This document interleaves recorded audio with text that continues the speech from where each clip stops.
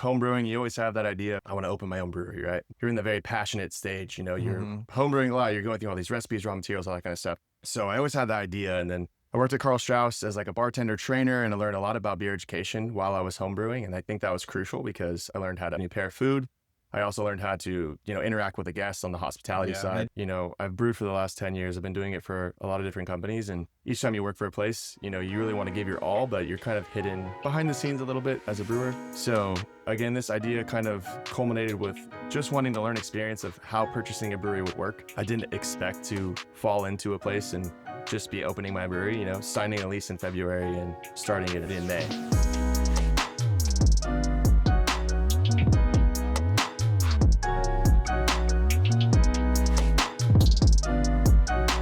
You are listening to the Capital Craft Podcast, brought to you by the San Diego Brewers Guild. I am your host, Eric Fowler. I'm Jeff Fox of Brewer Co. And I am Cody Gagnon, and I am the owner and head brewer over at Michi Brew Co. Over in San Marcos. Awesome. Yeah. Thanks for sitting down with us today. This is the freshest beer in San Diego in many ways of that, of what that means, right? Tell us a little bit about the brewery and how fresh it all is to you. The last 2 months have kind of just all blurred together. You're doing so much hours and time to get the brewery kind of prepped and open. You just opened, right? Yeah, just open. We're I'm not even, very, very fresh. But yeah, it's been a journey for sure. The planning and coordinating, getting everything rocking and rolling is, it's quite the process, but I've definitely learned to really, really enjoy the process now, doing it for myself instead of just, taking the wings and working with somebody else. So that's awesome. Well, I know that's a kind of a hectic time. Or how you feeling? Is it calmed down a little bit? Are you feeling like you're kind of catching up, or how's everything going right now? Honestly, it's going well. I think at the grand opening we had over 500 people, which was blew my expectations out of the water. You go into this and you're constantly kind of forecasting, trying to guesstimate how many people are going to show up, and you always underestimate, right? So that way, if you don't hit your expectations, you're not too disappointed. That guessing how many guests are going to come through the door never ends. Yes. No. Yeah. And it's like, we try to put an RSVP on the website and like a call to action on our social medias. And we're like, hey, RSVP. And then we ended up getting a decent amount of RSVP, but you didn't have to RSVP to go. So right. Yeah. The open public thing was just, again, it was great. Only having one POS station was a bit of a challenge, though, I'll tell you that. But it was nice. We kind of thought on our feet. We had someone run in line, take orders, get them a beer while they're waiting in line to pay for it. So it kind of made it, it was more hospitality side, right? You're going up to the person, serving them and stuff like that. But it was great, huge opening. And, the first few weeks of this has been a great turnout as well. So I think it's an attribution to obviously the beer first, but just the team that I've worked with. We've had so many different family members coming down and volunteering their time to help build this place, to help see this place succeed. And it's truly it takes a village. It really does. And I'm not very good at asking for help. So I quickly had to learn how to do that. You know what I mean? Yeah. So that grand opening, having all those people, you obviously have a big community around you. Was it the community of family and friends? Was it the physical community of all the houses that showed up and the condos around there? Or is it the beer geek community that people knew a new brewery in this area was opening and they fled from maybe outside of that general area? Or what kind of mix did you see? Yeah, we had family flying out from different states. So, but it was smaller numbers, right? As far as the community of San Alejo, the other people, the San Marcos area, the community was really, really receptive. We've had so many people come up to me and just say, hey, we live a couple miles down the road. We've been seeing the signs, we've seen the social media and stuff like that. So they were really excited about this place opening up. And I tried to do my best to before we open, put the A-frame signs on the corner. So if people are driving by, I'll give them a flyer, say we're opening soon. It was CBC and Homebrew Fest Con, I think, on our grand opening. So there was the industry people it was smaller, but I think that was good because when they got back, they got to come on a day where we weren't as busy and they got to spend a little bit more time on a more intimate setting. But yeah, it's been a positive feedback we already in just a few weeks have a steady stream of, regular guests, returning guests. On our opening weekend, we had at least 5 people that went day 1, 2, and 3 that we were open. So like, Mhm. again, people were excited and like, that was a good feeling. You know what I mean? You know, you work your butt off to get open, and to see people wanting to come back so many times was, it was a rewarding experience for I'm sure. sure, yeah. I mean, that's obviously that means you make some good beer. You know, if people are coming back 3 days in a row, it means like they must have really liked what they saw.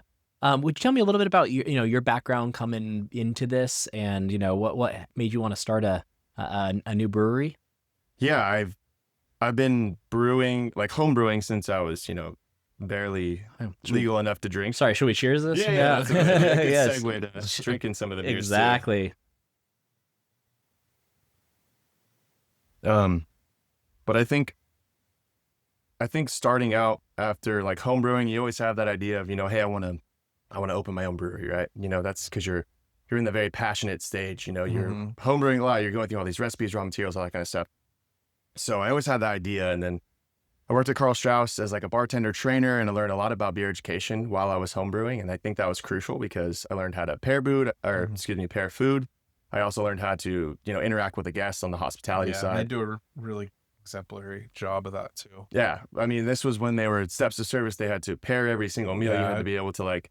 I was always really impressed with that. Yeah. So again, but I think going through all this process, and again, I think, I've brewed for the last 10 years. I've been doing it for a lot of different companies. And each time you work for a place, you really want to give your all, but you're kind of hidden behind the scenes a little bit as a brewer. So again, this idea kind of culminated with just wanting to learn experience of how purchasing a brewery would work. I didn't expect to fall into a place and just be opening my brewery, signing a lease in February and starting it in March, or excuse me, in May.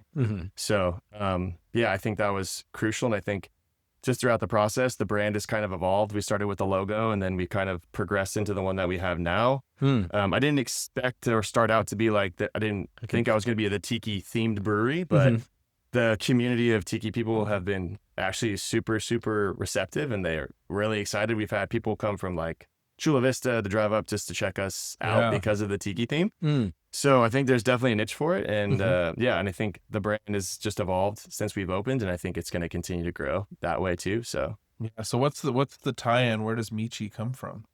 So Michi, the name Michi, my wife's middle name is Michi Co. So she goes by Michi for short. It's kind of the name or word association we used to kind of connect her family's Hawaiian culture and brand. I guess not brand, but the family of Ohana, right? That everyone is welcome, that you're always family when you're coming in. And we wanted to create an environment in the tasting room and in the brewery that everyone can come in, they can hang out, they can have a beer, and they can enjoy themselves and relax. Like, this is a place where you can feel comfortable, you can, have a good pint, it's going to taste good, and then you can have that family environment. I think in that community of San Alejo, specifically us being also family friendly, has been huge, because we have a ton of people that are coming out to want to spend time and with their kids, and we love to see that too. So yeah, definitely a lot of young families in that area for sure. Yeah, absolutely. Yeah. To ask a more of a personal question, how has your relationship guided starting a business, and having her really involved? Was she like, this sounds like a good idea, but hesitant? Or how does that work? Because I know that the stresses of that must be really real as well, and if you're there a lot, and that's difficult. Yeah, we've definitely had to learn to put our own sometimes personal interests aside. And she works a full-time job at Marriott, so she's a busy person as well. So, I mean, we don't have kids right now, so I think that definitely helps. So our time can be focused on that. But I know right now she enjoys spending time at the brewery and working on the brewery things. She likes being there. She enjoys building this too. But I think that was, we had to have a lot of, tough conversations about the drastic change of life that's going to happen when big lifestyle change. Yeah, huge. So I think, communication is key. Being able to, at each step, like say, hey, this is what's going to happen next. This is, going through the process, buying a brewery, it's a lot of money that's going to be spent, and it's a big financial commitment. So having open and honest conversations, showing her the details of what it looks like and what our financial situation is going to look like, how it's going to change, how I have to be, bartending, 5-6 days a week to make sure I can keep some kind of income for us to support our family. But I mean, those are the sacrifices you make to grow the brand. And again, I'm loving every minute of this right now. So ask me in, 6 months, I might change my mind because I'm burnt out. But Right. but right now we're enjoying the experience. And again, it's a lot more, I would say, fruitful to do it for yourself. Yeah. And again, and it's not for everybody though. I mean, for sure, it's not. Now is a harder time than ever for breweries to navigate the rapidly changing market, but Beer Media Co. is here to help.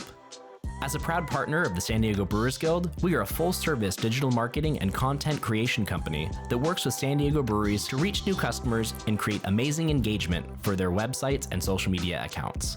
If you are a small brewery owner trying to figure out the whole social media thing, or a larger brewery looking to up their engagement, send us a message at info@beermedia.co because we know SD Beer. Are you passionate about the craft brewing industry? Join the community that's shaping the future of beer in San Diego by becoming a professional or affiliate member of the San Diego Brewers Guild today. Unlock exclusive benefits, including access to industry events, educational resources, and networking opportunities. Elevate your craft, expand your network, and make a difference in the thriving craft beer scene in San Diego. Visit sdbeer.com for more information and to take the next steps towards becoming the heartbeat of craft beer.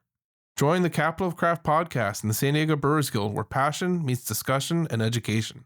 San Diego Brewers Guild, celebrating craft beer in San Diego since 1997. Yeah, I like you said, it's financial risk, financial insecurity, a lot of those kinds of things mixed with a lot of really long hours, really hard on family stuff. Yeah, So that's hard. You Yeah. know, I think anybody in any sort of relationship knows when you're tired, you can kind of be an ass. You know? I get a And, little like, grumpy. I'll catch myself. Yeah. And it's like, oh, it's me who's edgy. Yeah. You Yeah. know, it's hard to acknowledge. But coming in, like purchasing an existing brewery, what was that like? And were you able to get any insight or learn anything either from the operations, like on a brewing side, or the hospitality side that you could learn from before opening? Yeah, I think purchasing an existing brewery is much easier than building one, for sure. That's the first and foremost. I mean, Yeah. I signed a lease in February and was open in May. So that doesn't happen if you're building a brewery out there. City permits, running gas line, electricians, water lines. Like there's so many different variables and so much different things and hoops that you have to go through, all while you're paying rent and not making any money. So the transition to be able to, turn over the breweries fast, turn in a ABC transfer of license and start brewing from like week one is, again, just a huge benefit to a business to start. But I think when I was going through the process, looking at what were my few key things that I wanted to see, I wanted to see the integrity of the equipment. I wanted to see how clean it was, cold box storage space, all sorts of different things for the style of beer that at least the brand and kind of the idea that I had in mind. And Double Peak, the former brewery that I took over, it checked all those boxes. It was clean. It was well maintained. He had, logs of everything, and when everything was maintenance, everything was kept very nice and orderly. So that was huge. The stability of the equipment works great. Again, there's always going to be, every time you brew on a new system, there's always quirks and things that you have to do. Yeah, well, this beer's great. Yeah, so I was gonna say, I want to plug that a little bit. Yeah, I was like, that was great. But yeah, so I think the only difference, the main thing that I'd change for there was I added an RO water filter. I think I've done enough carbon filter water brewing, and it's not that you can't make great beer with that. I just think for my scale of size on like a 7-barrel system, I want to have kind of complete control over every single aspect of that. And I think, I know a lot of the the macro breweries get really good hop selection, and I think I'm a small brewery, so I might not have as access to those kind of readily available raw materials. So for me, being able to control the water profile, I think gives me an upper hand on some breweries that may not have that kind of thing. And again, it's the competitive market. You really got to be able to be intentional with every selection of raw materials and build a recipe that caters to your brand, but also caters to the consumers in your area. Like first 2 weeks of opening, I had at least 2 people every single day asking me for an oatmeal stout or a stout. And I'm like, it's May. Like, is there a Reddit thread going on right now? And people are like, hey, go ask this guy for a stout. You know what I mean? Like, Yeah. But again, that's part of going through the process, opening, seeing what the consumer around me wants, and then, adapting to that too. People like asking for stuff and then they Won't drink it. Yeah, they won't be there for it. And That's funny. it's see it on the guild side with certain things too, where it's like, what happened to this? You used to do this, and it could be a beer map even, Yeah. right? And it's like then you go through all the work to build a beer map, and nobody's there to use it. Yeah. Sometimes the loudest people are, I don't want to say the consumer's not always right, but Yeah. did you inherit any? You mentioned adding like the water processing. Mm-hmm. Did you inherit any hurdles or problems that maybe you wouldn't have seen if it was a new build? Anything that maybe you would do different, right? Because you're inheriting the positives of it, but any of the difficulties that business faced, if maybe it's location or the layout of the tap room and all that. And I know you've done a lot of work on that, so maybe you could touch on that.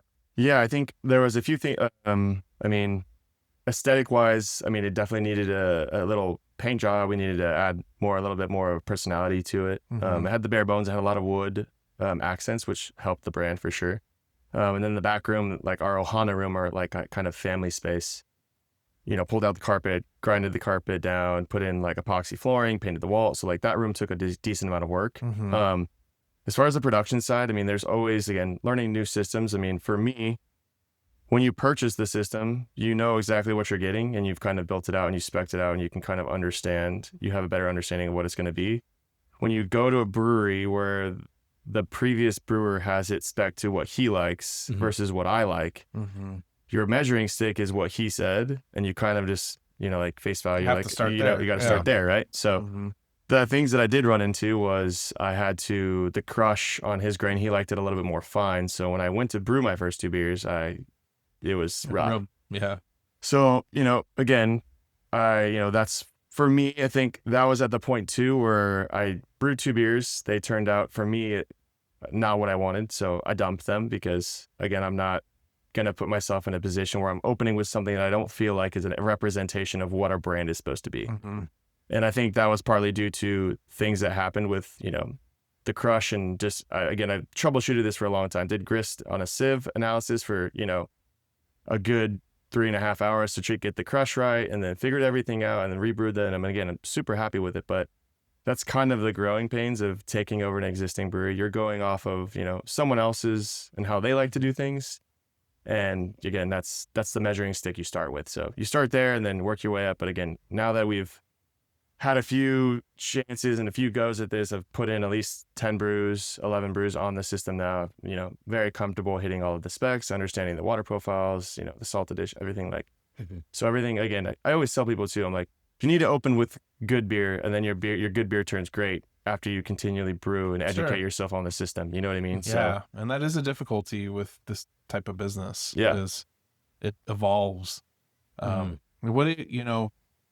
It's really obvious, and you hear it a lot, that guests and beer consumers are looking for more than just beer, right? They're looking for an experience. Yeah.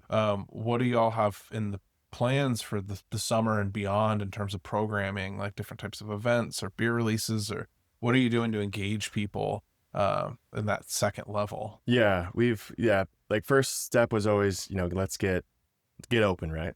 So first phase is we're good, we're open now, we're getting people to our brewery in San Marcos, so that's great.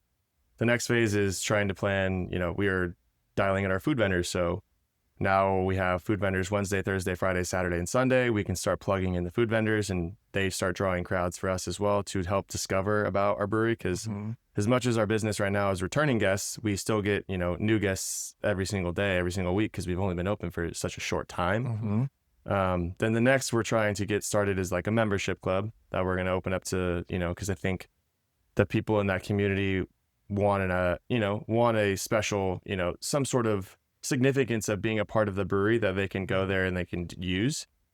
So like a tiki mug club is kind of on the agenda for us. Yeah, but that would be cool. I highly recommend a Guild affiliate member, Tapwise, who does a mug club app. So if you haven't chatted with them, I'll put you in touch, because their software is really cool. Okay. And being able to send push notifications directly to people's phones, I found to have like a really high engagement rate. So we can chat offline if you're interested in that. Yeah, that would be great. Yeah. So the Tiki Club, and then getting our canning line, we're going to try and do canning releases starting in July. So again, getting all that stuff takes an onboarding process. We're going to do a summer luau as well, like a big. Super fun. So Yeah. we'll same thing like grand opening. We'll close down the parking lots. We will have 2 POS stations to order beer from this time, so we won't have that issue again. I will make sure of that. You learn, Cash bar. you learn, and you grow and you adapt, right? So it's hard when people want to spend money and you can't have a way of taking Yeah. it. I just like that. I was working the register at the grand opening, and again, great problem to have, but there was a line all the way out to like the entrance, like pretty much consistently. So it was, it got pretty hectic, but again, great problem to have, but you learn from it, right? But yeah, so summer luau and, getting the canning releases, that's going to be the next few things, and just trying to continually put on events at the tasting room, whether we're offering it to our Tiki Club members or offering it as per ticket, like planning events for people to come to have an alternative thing to do on those days. We're looking at it. I have a really big vinyl collection, so like a bring your own vinyl night where you can just go on and throw on a record. I have like Frank Sinatra and Louis Armstrong stuff that I don't play as often as I should. So that kind of stuff. Yeah, you're stuck at work all the time anyways. Yeah, it's the same playlist every day. So a little change of pace is much needed. Yeah. Well, I mean, that is one of those communities where I feel like that's a great opportunity to have that kind of return business, the membership kind of thing where people are coming in often, because San Alejo can be feel a little isolated out there if you're not purposely getting out. So but I mean, there's a ton of people around there, and it's a great community. Like, I love it out there. It's fantastic. Yeah. But that's what I'm saying is like they're all there already and they're looking for a place to go. So I think that's a really cool idea. Yeah. What do you see as the future for the beer lineup? Where do you want to go recipe wise? I know you were talking about RO and like having kind of that vision for it. Yeah. What do you envision for your lineup going forward? I think just to make our brand and like the beers that we're going to brew just a little bit more clear to people. I think when they hear tropical inspired ales and lagers, I think they might think that I'm going to be adding a ton of fruit to every beer and it's going to be lactose and like smoothie sours. And that's not really my style. And not to say that I won't do any of those things because I don't want to put anything in the never I'll brew category. But I think for me, the tropical inspired ales and lagers more comes from like being in the sense of feeling tropical, like in a state of relaxation, something crisp, something cold. It hits the spot wherever you are, whatever time of occasion, you know what I mean? And I think that's with the water profile. But my general goal is to have like 6 ales and 6 lagers on, consistent of, your staple West Coast, hazy. And again, these are placeholders more than actual beers. Sure. So each time one hazy is done, the next one will go on and it'll be a different one. And then you can kind of figure out which beers are kind of stays and which beers maybe you brew more often than others. And then one roasted or malt forward beer just to kind of keep something in that category, whether it's I did a oatmeal stout for like a GABF entry. So really 2 style guideline, built the recipe like that. And then when that one runs out, maybe a red or an amber, depending on whatever time of the year it is. Yeah, But alt beer, I wouldn't complain. yeah, You would see a lot more of me. I love alt beer. There you go. Do you have any plans on brewing like, I don't want to say untraditional styles, but like, low ABV, like really low ABV session beers are making a big comeback right now, or any alternative malt beverages or anything like that? Yeah, I definitely want to do a hop water for sure. I think there's a lot of things you can do with just water and just the sparkling water industry right now. I think there's what Liquid Death is doing, all that kind of thing like that. But I also would like to do try to target like a low ABV lager to summertime-ish, like crushable, like 3%, 3.5% range. I think there is a lot of things that you can do with that community as well. I would love to serve wine, but unfortunately right now we don't have a food element inside. But that would be my goal, I think, too. I think having wine and just specifically the demographic in our area is crucial. Even having a seltzer helps, but it doesn't fully take the rest of that audience. You know what I mean? So yeah, and my experience with that is like the wine will, maybe be 5% of your sales, which is where you probably want it at anyways. But it allows people to hang out longer. Yeah. And so like it's 1 out of 6 people in that group that's drinking, but instead of them pulling away to go somewhere else, the whole group. You retain the whole group for a second round. Yes. So, Which especially if with that family friendly element and trying to bring out, keep people a community thing, I can see that being a goal. yeah. Yeah. Yeah. So, yeah, that was a really good way of articulating it, right? Like the escapism element of it Mhm. is really like tropical in the sense that you want people to experience a place and time Yeah. as opposed to a specific flavor profile. Yeah, and I think, and even all of our beer names, all the beer names are associated to a large body of water that has a geographic significance to the style of beer. So like this one's the West Coast, Chelan is in Washington State. Mm. So our hazy is New England region, Memphre, so in Vermont area. So we're trying to tell multiple stories with how we describe our beers, how we brew our beers, how you experience our beers, especially in our tasting room. So again, if you don't have like a good guest experience on the hospitality side, you could have world-class beer, but people will not continue to go to the business unless you can offer them great customer service, a great experience, a great tasting. Like you're not just giving them a craft beer IPA. Like, what makes this beer? Tell me the story about it. Let me tell you the story about the name. Let me tell you the story about how this beer was brewed, why we're being so authentic with our approach and how we discuss each thing. So I think that adds to an element. And I think people have been receptive in the community because when I am explaining these things to them, again, I'm the bartender. So they get the brewer, they get the bartender, they get the owner, and they get the experience. And again, like I enjoy doing that because again, I've been bartending longer than I've been brewing. So it's easy to me. And I'm using my communications degree finally. Yeah. Awesome. Well, tell everybody again where they can find you if they want to get in touch and anything that you want them to know before coming in. Yeah. So we are in San Marcos over off of Diamond Street in Melrose. Our hours are Monday through Thursday, 3 to 9, and then Friday, Saturday, Sunday, we open at 12. At time of recording. Yes. Yeah. Yes. And yeah, I mean, you can only get our beer at the brewery. So if you want to taste or you want to experience this, just come on down to the brewery and give us a shot. Give us a try. Awesome. Cool. Cheers. Yeah, cheers to guys. that. Thank you guys. Perfect. And thank you for listening to the Capital of Craft podcast. And if you want to hear more like this, make sure you subscribe. And you can find us on Instagram at SD Brewers. Cheers. Cheers again.